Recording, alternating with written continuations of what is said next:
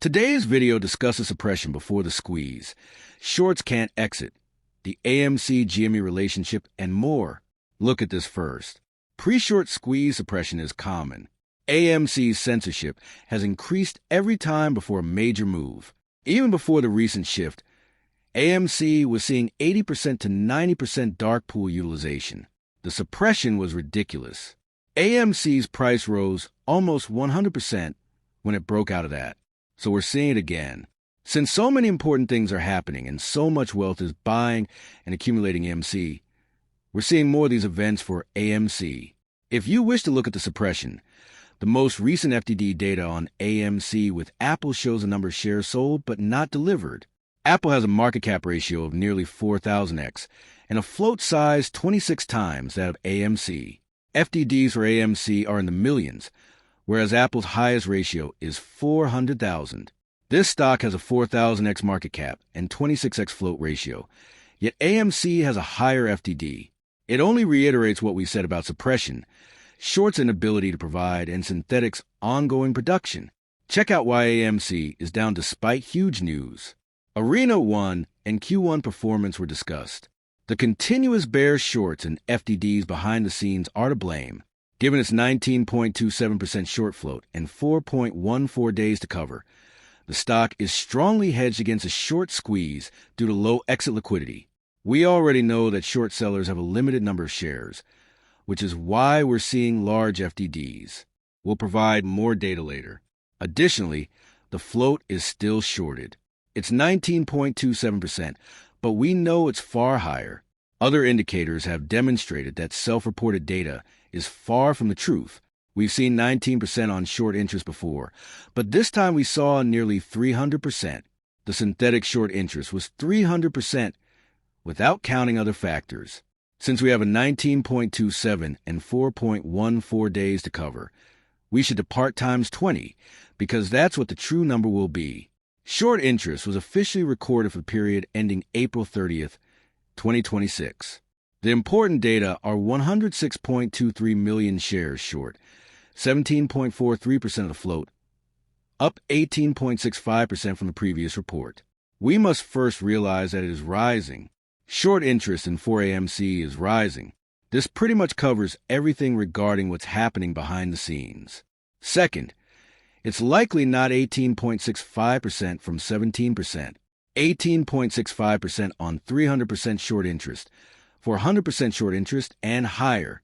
Therefore, we know suppression and manipulation are happening that way. We've always argued that AMC's price has fallen because of manipulation, not because people are selling after seeing Q1 earnings. Another example of how short sellers are trying to find liquidity is how many shares are blended and borrowed. Another 2.5 million borrowed, 7.9 million today. Please note that this has been happening for days. One of our hypotheses is that Discovery Capital lends these shares. If they are playing for the short squeeze, they have a greater plan. We discussed this, and again, this is a notion, not concrete, but they know that short sellers are frantically seeking AMC shares. Due to their buying, they have a surplus of AMC shares and are eager to lend them for cash. They buy more AMC shares with the cash, forcing short sellers to make additional synthetics. Creating more synthetics requires borrowing more shares. Discovery repeats that pattern until they run out of money and must cover, which squeezes AMC. It's still a thesis. It's not verified, but could be being played right now. Therefore, the share borrowing. This is another example of desperation. Reset exchange when by demand prevents further shorting. That's 73% because Discovery, for example, lends these shares out in limited quantities. Ultimately, the apes who won't sell shares own the majority. When they struggle to find shares or manufacture AMC synthetics, they route orders into the off-exchange. However, that confirms the buying pressure and AMC demand. It then reiterates what we've said. No one sells after AMC's positive news. Just short selling. When people see AMC success, they purchase. The sixth average $100 million weekend box office shows normalcy. Over the past several weeks, the box office has been doing well, but AMC's market share is declining, which makes no sense given our market share and what it means for box office to rebound. Because you can look here. Always good news for Cinemark, trading at a fair price. In the same field, isn't AMC the largest theater chain? As you can see, the box office is soaring. You see our rivals winning. You can watch their recovery and growth. Despite our strong Q1 profitability and our current and future plans, AMC is not. AMC keeps falling for no reason, even after breaking records. Most monkeys just keep buying. Technicalities don't matter. Like we indicated, AMC demand is more than you believe. We're always facing 70, 80, 90% dark pool, so charts can't reflect it. You can see how they're using news items currently. See here, forget AMC. This strong evidence stock is for the next decade, not a meme spike. Again, criticizing AMC despite its success and strength. We've claimed they're simply doing this for themselves and don't care about the truth. The technical analysis shows that AMC is entering a strong demand area. People will continue to stockpile AMC, hold on, and buy as many shares as they can. That sums up the short situation, as they have until next quarter's earnings report to fix this or get steamrolled. All the long-term shorts disguising short, offshore positions, and FTDs describe the ideal storm. Thus, we are patient. We collect. We buy. AMC keeps moving away from bankruptcy. Revenue, profit, and debt reduction are rising. All of these are healthy company signs, and apes have unlimited time. To fight back against the short sellers, we're announcing earnings every day, which is a ticking time bomb for them. We discussed AMC's success.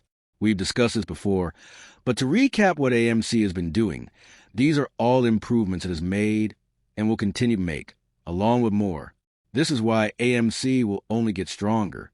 Potentially, AMC needs 2 auditoriums and 860 theaters to have 516,000 seats. 24 concerts a year is $886 million, and 48 are $1.7 billion. What 4 screens per theater can reach 1 million fans?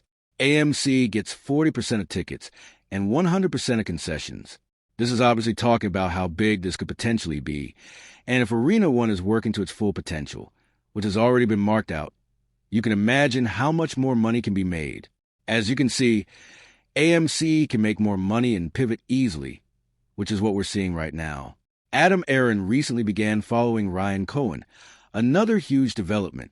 People are speculating that Adam Aron and Beyoncé announced their collaboration last time. Does he want to tell us something is coming?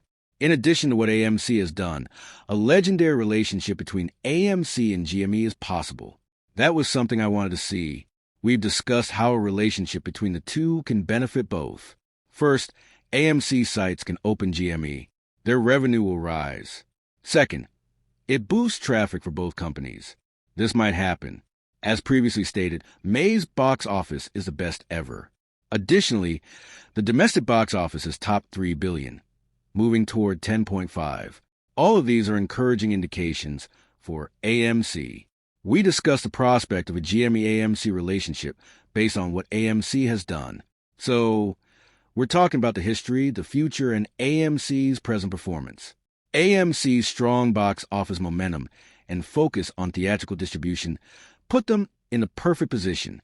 I believe AMC will grow and improve as their infrastructure improves and they become more efficient. The deciding aspect will be their profit margin and revenue growth. Short sellers are in a bad spot. Short interest data shows they're rising and anxious for shares. Short sellers must be panicked. Always note that Discovery allows them to recall these shares at any time. If they do, short sellers will face immense pressure. Because of this, we're seeing apes increase their ownership, accumulate AMC.